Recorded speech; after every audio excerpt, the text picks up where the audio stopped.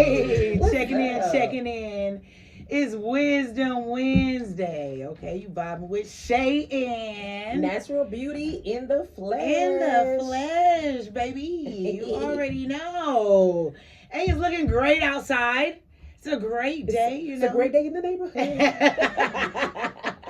I love when the weather is nice. You feel me? I got put a little throw on. This that Mhm. sundress season coming on. Yep. Yeah. Hey, okay, come on, that Yeah. easy sundress It's season. sundress season. I Yeah, feel vibrant today. I wanted to put some I colors on today. know. Yeah, I had to put the colors on today. Like Looking real the cute sun, and the colorful. sun was out, so I was like, let me give y'all some sun kissed a little Okay, bit. Let me give as I y'all. called her. Look, as soon as I saw her when I came out of the car, I said, "Okay, color me beautiful." Okay, I see you. Yes. Meanwhile, baby, I'm in the that simple all black, that little breeze fit, that running out the door fit, right? Right.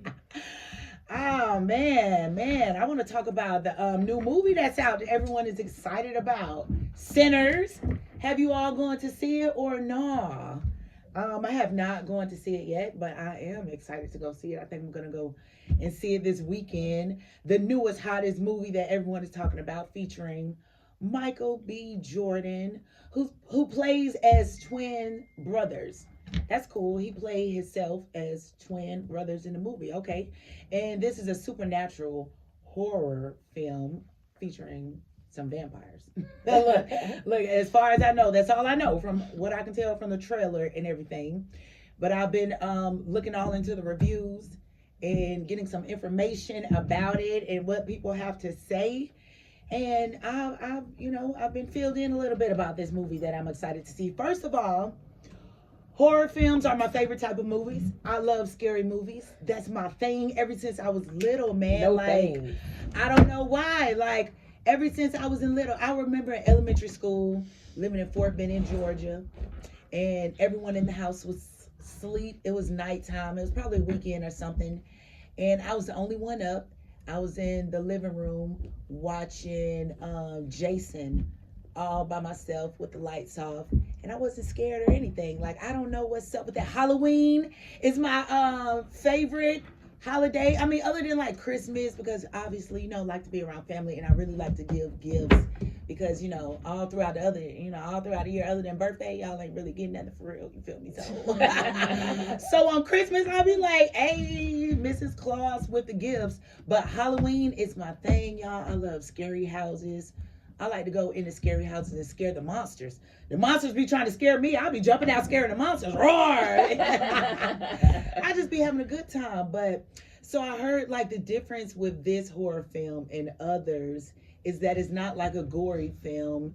It's not like a Michael Myers or Jeepers Creepers type of film or whatnot. It's more, and it's not like a typical vampire movie or whatever. It's like a supernatural hoodoo witchcraft type of it's like a movie in the spiritual supernatural things or whatever, in the spiritual realm, and which a lot of people say this is really real. As you know, down in New Orleans, you know how they practice that stuff, that hoodoo, Yeah, hoodoo and and voodoo. all that. Yeah, that stuff is real down there. So they just compare it to something that's being real and supernatural and things that go on in real life. You ever heard, I've even heard that vampires are real. You hear a lot of things, but people have their stories about all this. Child, vampires real. Y'all know, look, the mermaids real, aliens real. So why wouldn't you believe it? It probably is some vampires. On Netflix, they had a story about vampires, child, and what they did do is drink human blood in real life. I don't know what they did as anything else. They acted like some vampires. I don't know what they did in the supernatural, baby, but they did get them some little fang teeth put in and was drinking blood and doing other weird stuff. But Right. I know one reviewer on TikTok stated that Sinners was a whole ritual in plain sight. They rap the truth in music, hidden history, and hoodoo. Vampires, that was a code for cultural theft. How the vampires, I even saw a meme about that on TikTok. You didn't see that meme where it was some guys and they was like how the vampires were acting in Sinners, and how they kept asking for permission to come in.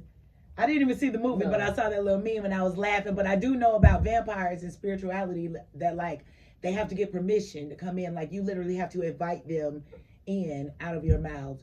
But yeah, that was a funny little meme. They was talking about how they were acting in that movie. But so yeah, one person stated that those vampires was a code for cultural theft, that the church was a portal and a prison, the music was a weapon and a warning, and she loved it. That was one viewer's view. Another viewer from TikTok stated that she had to walk out of the movie after a particular scene because she just felt too heavy spiritually. Like whatever took place in that scene made her keep saying, she said she just grabbed her chest and said, my God. And she just kept saying it. So she was like, let me just leave before I get to interrupting all the other people in here. So yeah, whatever that was, I guess it made her feel uncomfortable. She said she wasn't opposed to going back and see the movie, but she do advise that maybe you get spiritually prayed up or whatnot. I've had some definitely some takeaways from people, and this one in particular was from, I know it's been some talk about, you know, just like this girl that walked out. She said she didn't walk out because she was a Christian. You know, some people say it was a demonic movie or whatever. She was like, she didn't walk out because of that. It was just something that was too heavy on her spiritually. But she do advise that maybe you get, you know, prayed up before you go or whatnot. But some positive takeaways, because the movie is deeper, you know, deeper than just a movie. Apparently there's a lot of messages in there and a lot of knowledge if you know about history and in the past and our culture, I guess, being involved in this anyways. But some takeaways.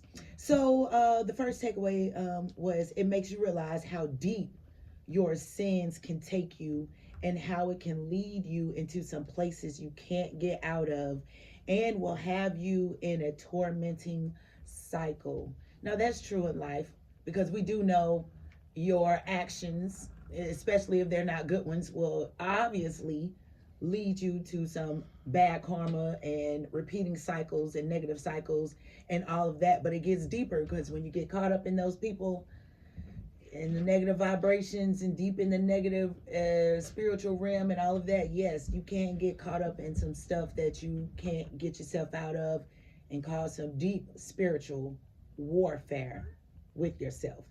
The second takeaway, we cannot be touched or harmed by anything unless we are inviting them in ourselves, like we was talking about with the vampires. And so that's like, you may be tempted, you know, but by God's protection you will not be touched, and that's by knowing your knowledge, following your intuition, you know, feeling the energies around you and whatever. But that's one takeaway, and that's just not just with someone literally coming in your house. That's just with anything, like inviting, you know, drugs, liquor, alcohol, whatever, anything, something that can take a toll in your life and can invite the devil in. Yeah, you know, so be careful about that. So the next takeaway, the devil knows the word of God, and he is very good at deceiving us. So he knows everything to trick you.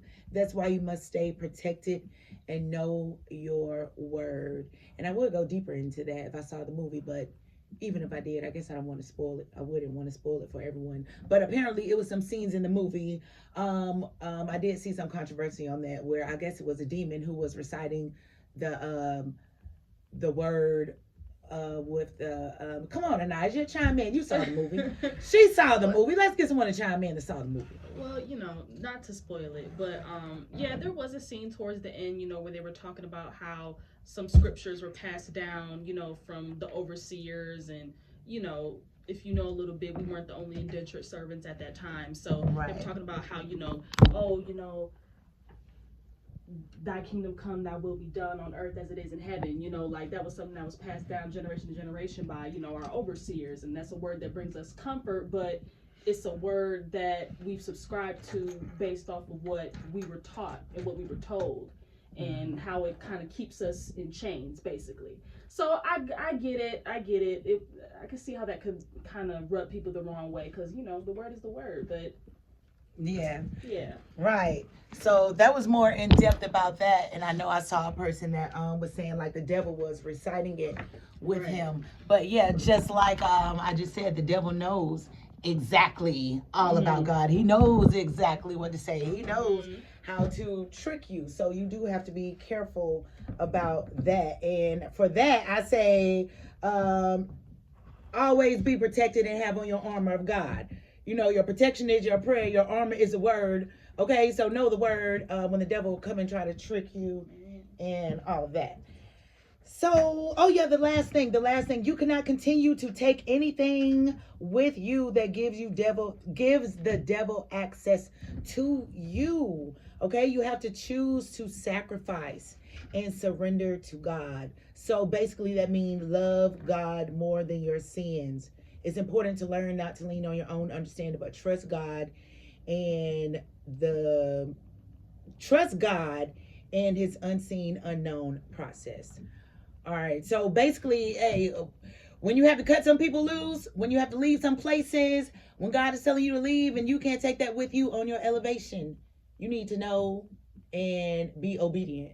Okay? Because you can't take everything with you, especially some things that's attached to you will give the devil access to you. All right. So yeah, just be focused on that and be in tune. All right. So, but after this break, we have a topic coming up. I want to talk about because all of this do basically seem like a lot of spiritual warfare. Pretty much, it seems like this movie was basically a lot deeper than a horror movie, and it was a lot of messages and a lot of takeaways to learn from and internalize. And it shows you the heaviness of spiritual warfare. So I have a question. How do you recognize spiritual warfare? How do you know when you're going through spiritual warfare?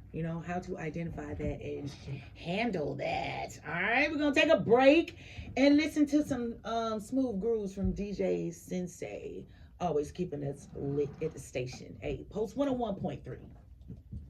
Yo. We back, vibing with Shay on its Wisdom Wednesday and natural beauty in the flesh. Look at that. This man messed up the messed up the thing.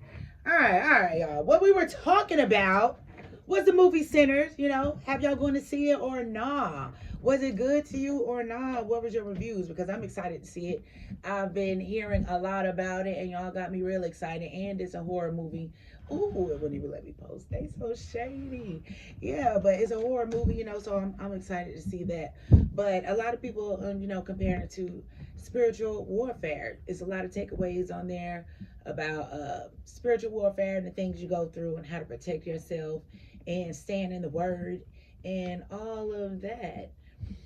But,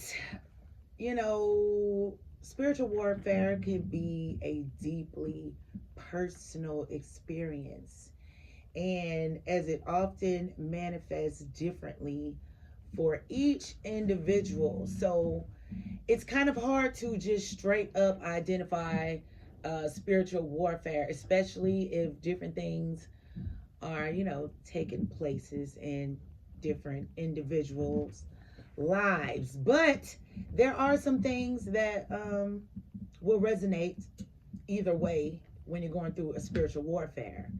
And one of those things are intense feeling of confusion, of doubt, intense confusion or doubt.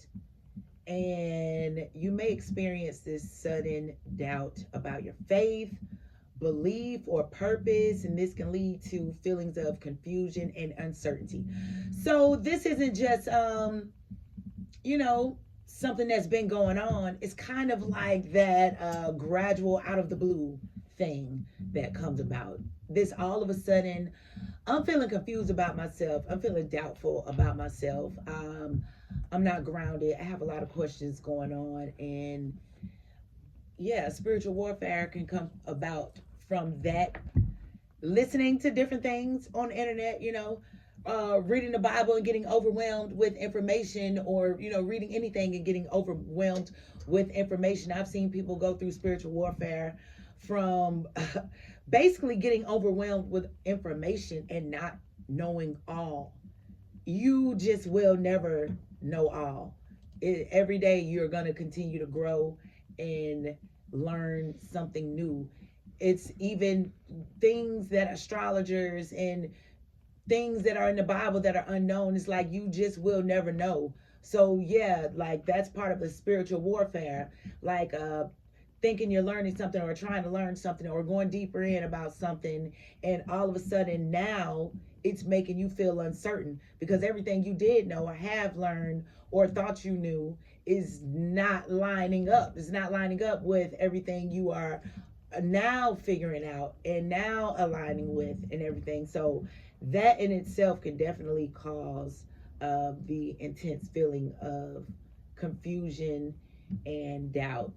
Natural Beauty, you ever had a intense moment of feeling like I'm just out of whack? I don't really know anything anymore. I don't know about life. I just don't know if She's talking you about know, life. yeah, I've had those moments where I just like, man, I don't know about life. Like, this is some bull crap. Like, I used to say a lot of things to my parents, and they're like, this is just life. That's just the way it goes. And I'm like, life is some bull.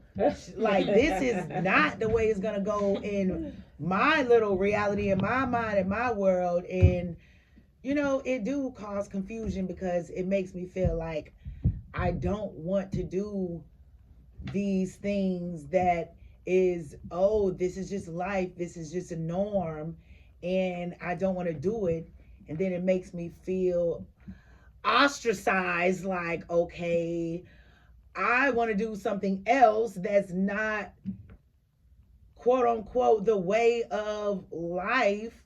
And, and it's making me feel confused or doubtful, like, why don't I want to go do a 9 to 5 like everyone else? And I don't want to do it. Like, I know why I don't want to do it. I don't want to have my life taken up and get 2 days to myself. You're going to tell me I have Saturday and Sunday to live. And then all the rest of the week, I have to be like, I'm not doing it. And then people are like, how are you going to pay your bill? I will figure it out another way. And like, all of these things can be confusing because when it's not working out, or if it's not flowing straight away or whatever, is like, can bring about doubt and confusion. But also it's like, I'm not doing this either. It's like a spiritual battle in my mind, in my world. It's like, because I know what I prayed, what I meditated, what I've seen, what I felt, and I know I'm not supposed to go that way. And then it's like not exactly working out right away the other way that you're supposed to go either. And now you in this spiritual warfare, like, which way do I go, George? Which way do I go? like, bruh, I'm about to swing at the air now. Come on now. I'm confused. I need to figure it out. Like, you never had, those feelings like, what is life about? What are we doing? I would say yes and no. Usually on my spiritual journey, God put me through things physically first. Like, he take all of my physical abilities away. And I don't mean like as in my mobility, but like my access to physical stuff. Like, maybe I'll lose a car, or I'll, lose my cell phone, or some money, or my bank account will get garnished, or whatever, just stuff like that. And then I just be thinking to myself, like, okay, so now you're trying to get my attention. So why are you trying to get my attention? What did I miss? What are you trying to get me to learn? Where I'm at? So I don't think I've ever experienced this spiritual warfare. I don't think. I'm not sure. Because I don't even know what that looks like or feels like. But I have noticed that, like, when I'm not aligned or I'm not walking in the direction that he wants me to walk in, I notice that I start to lose things and people. Like, he started to snatch people that, like, really mean something to me, that, away. What I can say, I won't call it a spiritual warfare. When my dad passed, it was over a time.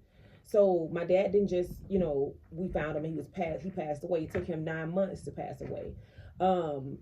In those 9 months, I was like you, like asking those questions, like you. Okay, so why do we have to go through this? Why you didn't just take him? Like everybody else just passed away. Why is he still here? Why? I was kind of confused in that on that. Um, and I think that God needed us, as in me and his kids and family members, to um kind of come to terms with, hey, this is what I want to happen for him right now, and I need you guys to be okay with it. I know that if I do it abruptly, then it's gonna script and tear you apart, because this is you guys, head of the house, head of the family, whatever.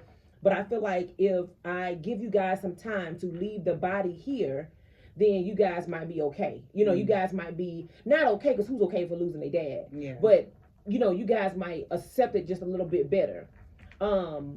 And I God got a sense of humor. Let me just say that he that proved to me that he has a big sense of humor, because I was just like, yeah, God, that don't really make sense to me, because even once you leaving him here, he was technically not here because he was nonverbal. So it was just like, you just left a body here, like, you know what I mean? Like, so we gotta watch him go through this, and we don't know if he's suffering, we don't know if he's in pain, we don't know any of that, because he can't talk, so it's just like, it could have been for him too. Or it could have been for like him too. like how some people, they literally won't let go until they get the last visit from everyone or whatnot. Like they can that literally too hold on. And I think that was part of it too, because my dad knew how much his girls and and all his kids actually cling to him, and he knew that he was the glue to this family. So I think he did that to give us some time to kind of mend together. Also, but from the spiritual side of it, I didn't understand. I was just like, yeah, none of this is making sense, because just give me my dad back. Like, just give him back, or then just take him. Like, why are you kind of I feel like he was in the middle. He was just kind of like, if it was him or God, they were just waiting, or it was just like, okay, so when I'm ready, I'm ready. But I'm gonna kind of keep you guys on the line, because it'll be like, oh y'all, he moved his arm, or oh y'all, he moved his leg, or he opened his eyes. It was always a little bit of hope, but then it was just like, according to the studies, there's nothing they can do. Yeah, so you felt like it was false hope. Yeah, it was just like a whole bunch of false hope, and I feel like on the spiritual side of that, it was just like, that's the only time I've ever experienced like confusion, like from the spiritual realm. Like, so what does this mean, and what is God trying to get us to understand? Like, or is this even God giving us, or trying to tell us like, hey, he's you guys' crutch, and I need to take him so I can be y'all crutch. You see what I'm saying? So I don't know. I don't know if that's what he was trying to get us to understand. That's how I took it, because my dad has always been my crutch, and I'm sure for every woman or child, their parents is always their crutch. But no, like, literally, my dad was my crutch, like, for everything, like from relationships to raising the children to financial situations. My dad was always my crutch. Of course, I had my God too. Yeah. But in the physical, like, my dad was the first contact. My dad was the first person. Like, hey, instead of some people like, I'm gonna go to God first, then I'm gonna tell my parents. No, my dad was first, and then I was like, okay, now let me talk to God and find out. So I kind of was like, okay, so is this God's way of telling me that I'm always supposed to be first, and you can't do that? Or, what was going on? That was my spiritual, I guess, like struggle, because I wasn't sure what the message was with my dad, and that was the biggest thing. Like I said, God always kind of take things tangible away from me in order to get me to like, hey, I'm still here, I'm over here in the corner, get your attention, get my attention, right? So I don't know if that was a part of spiritual warfare or not, because I don't think I've really ever experienced that for real. I think it was probably, that was probably definitely a part of spiritual warfare, at least like on a personal level, definitely, like with death.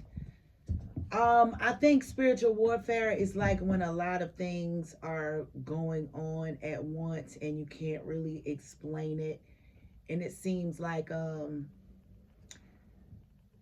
that's why I always compare it to it, like, seems like bad luck. like from the list, it'll be like a lot of these things happening at once, like the intense feeling of confusion, of doubt, the increased temptations, like all of a sudden you're getting tempted to do things that you normally wouldn't do, that's bringing you out of your element. Emotional turmoil, you might be getting a lot of fights at home, and a lot of little bickering, a lot of little things that's like causing these unexplained fights that normally would not happen. Like physical symptoms, spiritual warfare can make you tired. You can feel exhausted all of a sudden, and you don't know why. Like it's like something is pulling on your energy. Or you can get like these heightened tensions or whatnot. Like it's like physical things that can happen. Like you can get a sense of isolation. All of a sudden you want to be alone. You don't want to be around friends or family or something. Like you get a loss of joy and motivation in things you do. Like all of a sudden it's like you kind of get down in the dumps, a little depressed. It's like a lot of things that kind of go on, like, and then you get a sense of calling or purpose. Like you may feel compelled to engage more deeply in your faith or spiritual practice, seeking to overcome the challenges that you're facing. It's like,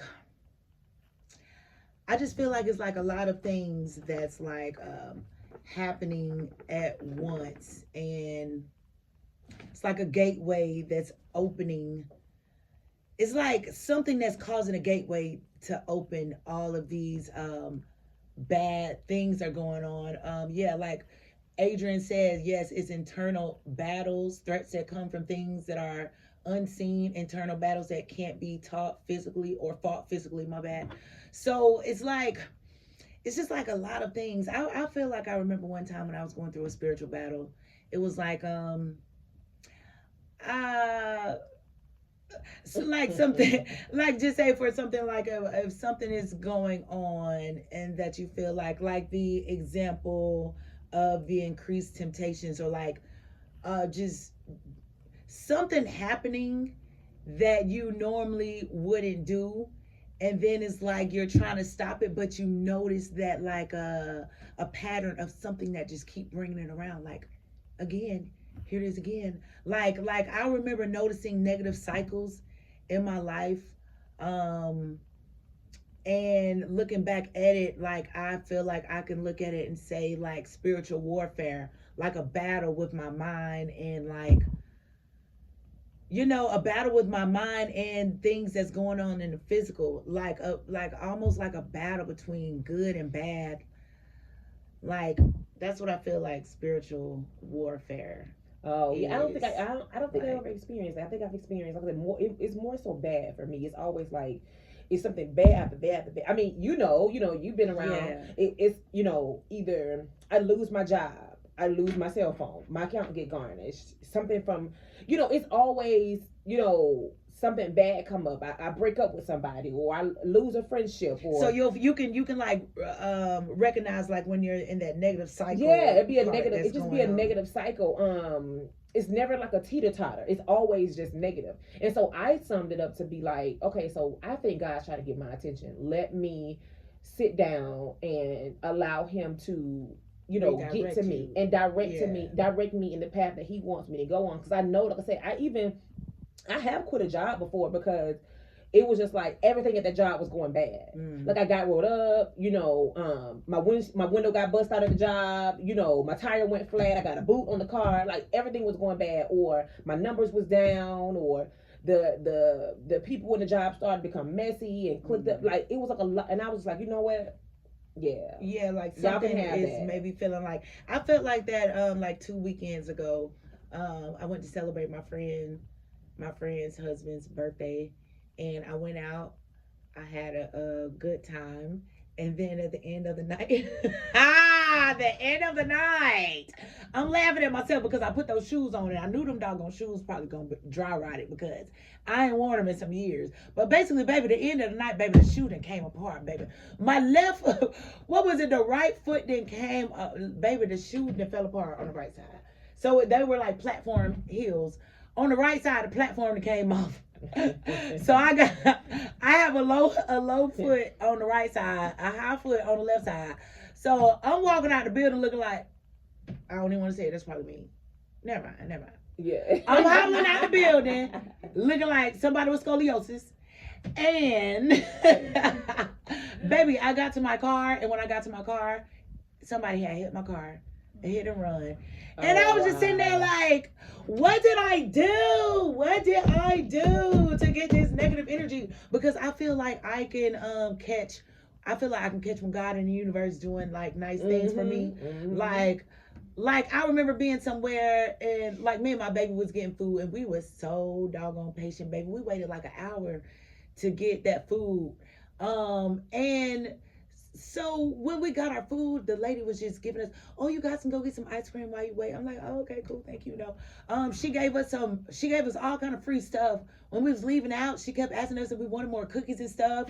I noticed like every time I feel like I do something good, I feel like the universe bless me, and it always be with snacks. I was like, hey man, thank you. You know, I like these cookies and stuff.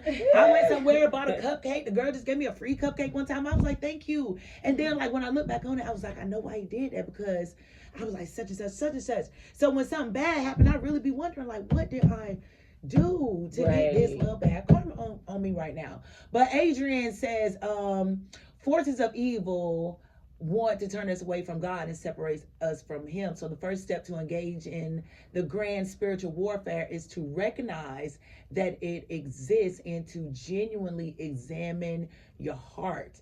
The devil uses our mental space as his battlefield to wage war against us. Right. Amen. Right.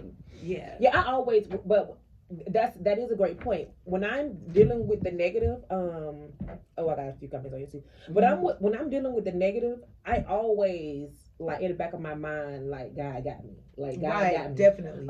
And you know, because you know, you've been a part of my journey for a long time, and you seen where I come from. Yeah. And you know, I hear you a lot, you know, even though I don't know if I say thank you when you do say those things, you be like, yeah, like if you can do it with kids, anybody can do it. Yeah. So she one of the ones she one of my friends I brag on the most. Like my friend, blah blah blah. So in one of my, you know, my journeys, you know, I experienced some things, and like I said, Koi was a part of it, and I always thought to myself, like in the background, even when I wanted to be in the room crying and be like, why me? I always in the back of my mind also thought, you know, why not me? Yeah. You know, real talk. Why not me? What makes me so perfect that God's gonna give me a perfect life? Right. You know, what maybe again I did something, I was doing something that was not aligned with him, and he had to strip that thing from me, whether it was a physical, you know, thing, whether it was a spiritual thing, whether it was a person or whatever.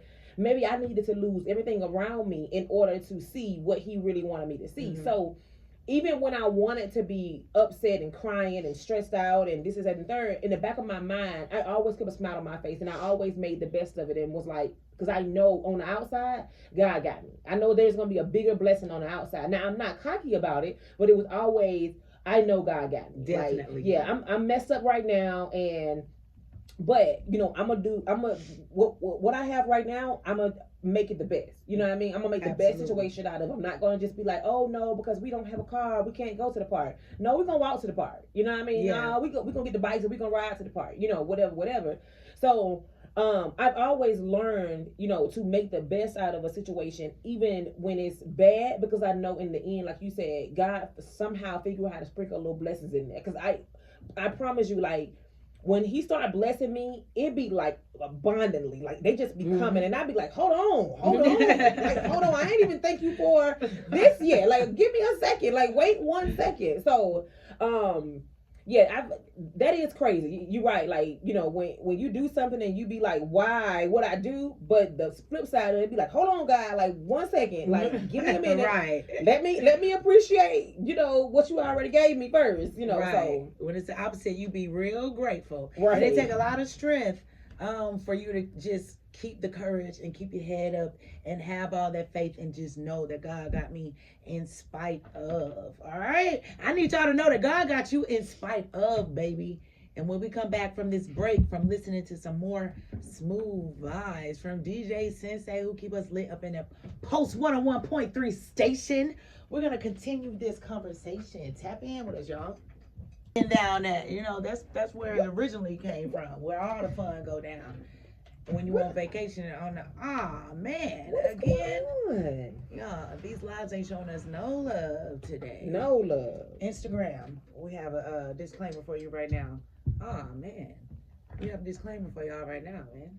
Yeah. Y'all need to get it together on the lives. We are What is going no on? music, you know, hater vibes.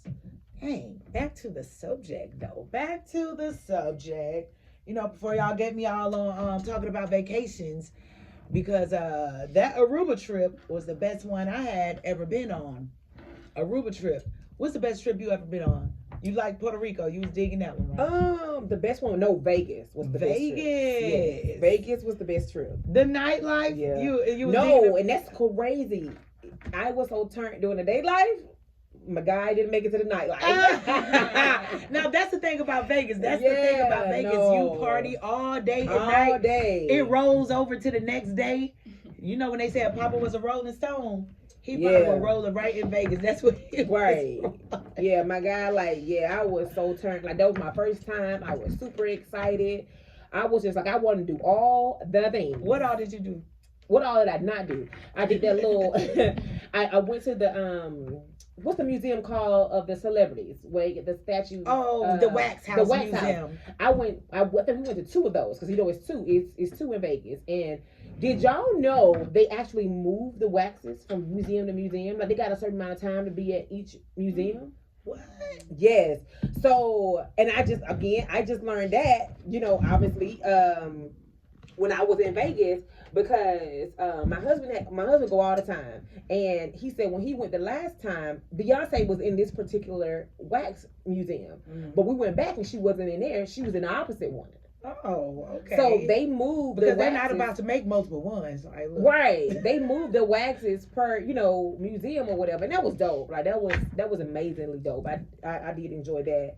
I do remember doing that. And then I did the little I can't remember what it was called. It was over by the Parisians, the real nice hotel. Don't give me the line, y'all. Girl, I don't listen. know. I'll be I was one of the names. me and the too. names.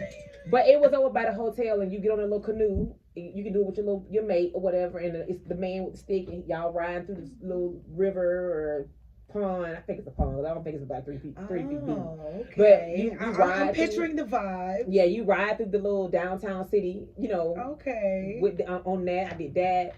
We went to this famous hot dog place. I got a really spruced up chili dog. Like, it was bomb. It was big too. What is Vegas known for the food? I don't know. I don't really know. Okay. Yeah, I was know. just wondering. I know different places are known for their different foods. And that place we found on everywhere we went, we found on TikTok, and everybody hyped it on TikTok. So we went to all the places people were saying go this place on TikTok. And we went, and that place was pretty cool. The alley, whole alley experience, the train station, the What's the alley? I'm like, what's the alley? It's like a It's not technically the alley, but it is alley. It's kind of like alley in Montgomery, downtown Montgomery. Oh, okay. It's like that, Yeah. but it's like real fancy. It's a little fancier, and it's more restaurants down there. And that's where the chili dog place was at. It was kind of like it was on the Strip actually. You went in your growner days. Yeah. So I went back. I was in Vegas way in my bachelor party. Yeah, we didn't go to any clubs. Streets. Yeah, we was in the streets. We didn't do no club.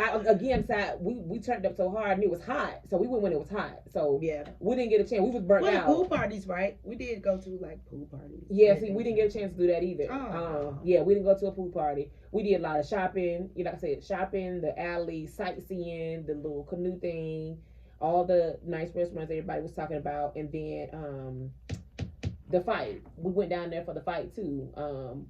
I can't think of Oh it. yeah. We Maybe went, a lot of big fights. Yeah, we went Probably for that. Mayweather, somebody. not Mayweather. No. It was the guy that fought Mayweather. I don't know anyone Yeah, names. neither. Pacquiao. Is that somebody? Girl, I don't know. Look, is that somebody? Pacquiao? I don't know. But yeah, we went for that. But yeah, that was cool. But we didn't get a chance to, again, because of the activities that go on in Vegas, we didn't get a chance to make it to the nightlife. Ah. No, we didn't get a chance. So Yeah, I remember. we went Vegas was 420. different. That's what we went. We went 420. Yeah. Oh, okay. Yeah, they was So- somewhere asleep. They was asleep by the end of the night. I'll tell you that right Yeah. now. We was asleep before the sun went down. My favorite trip was Aruba. I went to Aruba. It was some few years back. I don't remember. Went for a friend's birthday, so it was like a big birthday celebration get together. Oh man, the ATVs. We went driving in the most craziest terrains.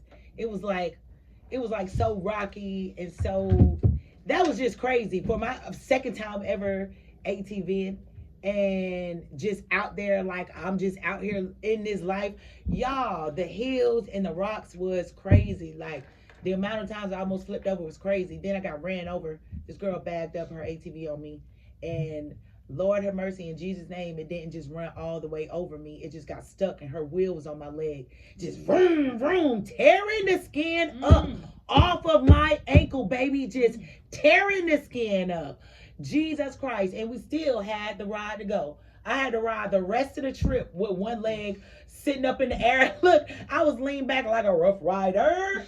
One leg was up in the air. Well, baby, that thing was on fire. That leg was on fire. But I took it like a G, man. You know, went back to the place, put some Neosporin and stuff on there, and some little alcohol, that mug burned. But other than that, man, you know, we had a good time. Went out, had dinner. They had the best. You know, they got the best of the best. It was just a good time. Very 420 friendly. Yeah, you know, yeah. Aruba was a good time. Punta Cana was next. I went with my mom and my sister, so it ain't like we really hit no clubs or nothing. Yeah. But you know, we did go with the tour guide to the jungle. Yeah, I don't think, you know what is crazy? Like, and I don't know if it's just at older age, like, because I do remember, you know, being in Panama City and not sneaking, but going to clubs and not supposed to during, like, high school, well, early college days. But, like, now when I go out, I have no desire to, like, look for a club. Like, hey, let's go to the club. Like, I like doing the day stuff, the bar hopping, the shopping, the sightseeing, like, to say, you know, hey, let's put on some clothes and go to the club. Unless I'm with, you know, some people that just want to do it. But, like, on a trip, that's not even on my agenda, like, just to go to a club. Like, I'm okay with just going to the bar, you know, listening to some music and having a good time. When we went to Puerto Rico, that's what we did. We just went to this little strip bar.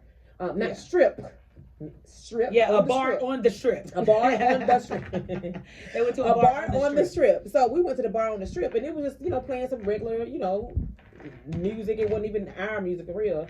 And we just had, you know, some drinks and then we left. But like as far as the whole club, like I don't just really see the purpose. Like, yeah, it depends on the occasion for me. Now, if I'm out of town, out of the country, like, and we balling, you feel me? We balling that weekend, baby. We making it do what it do. You feel me? One of them nights, we might just gonna go get that section. We out of the country. We on some new environment, you know. But yeah, mainly, definitely, if we can just find a little bar to turn up in, a little chill spot, whatnot. You know, where we can get some little drinks and dance or whatnot.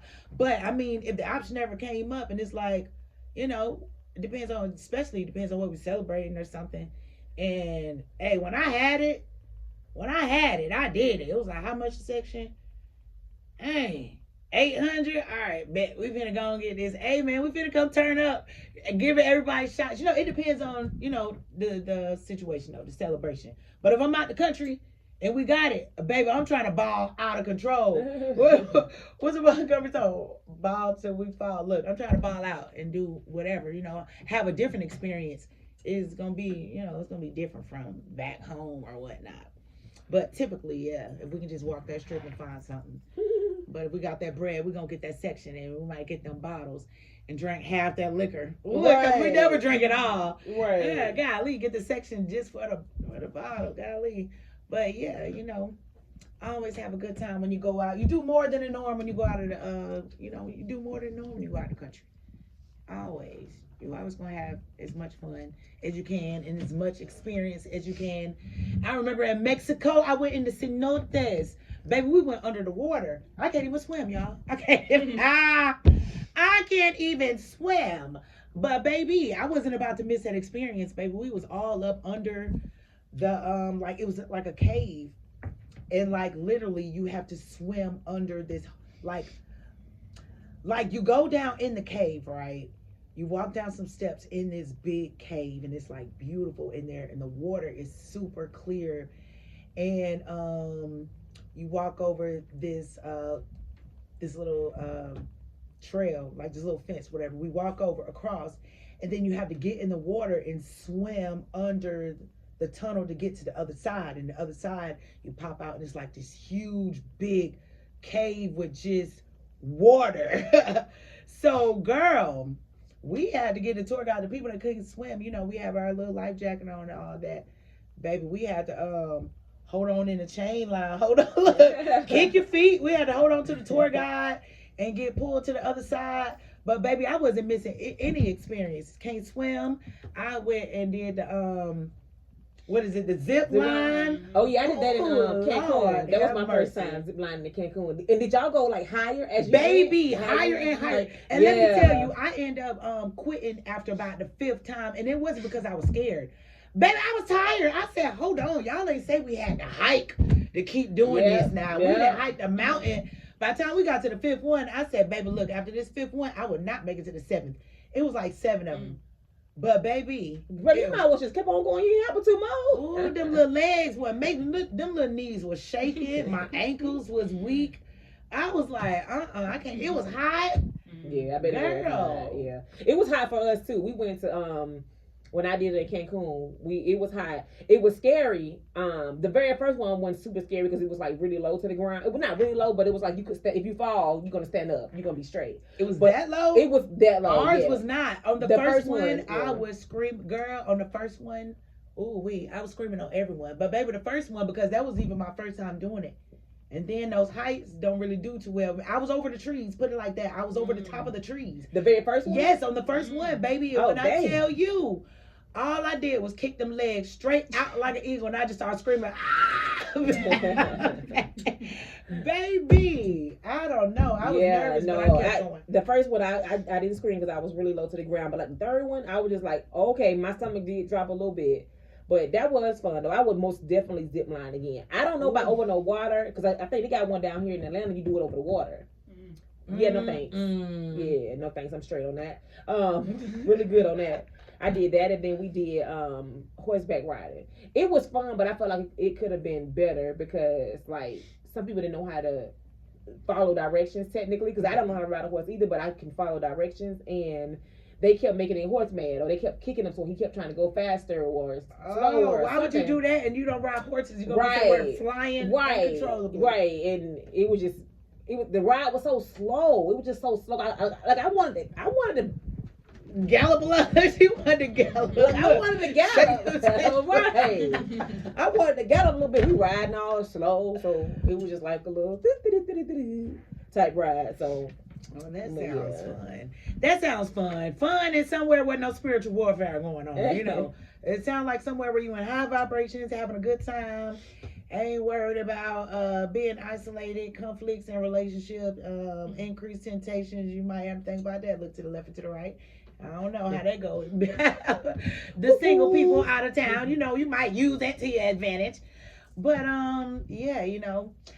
The topic of the day was recognizing spiritual warfare, and yeah, we didn't really tap into how you can. Well, we talked about a little bit how you can recognize that and deal with that, especially some advice on that. So, movie centers, I will be going to check that out this weekend. Tapped in that as well. So everybody who's checking it out, you know, follow up with me on that. Let me know. Did y'all feel some spiritual warfare? Or nah. But if not, you already know what to do. Stay protected. Stay with your spiritual armor on. As you know, stay in your word. Stay protected and stay guided. You know, we out. We're gonna leave you guys with some affirmations as we always do. I am highly, divinely guided and protected. Know that you are the author of your life. And know that God always got your back, all right? Until next time, signing out. Wisdom Wednesday, vibing with Shay and natural beauty in the flesh. See y'all next week. Post 101.3. We out.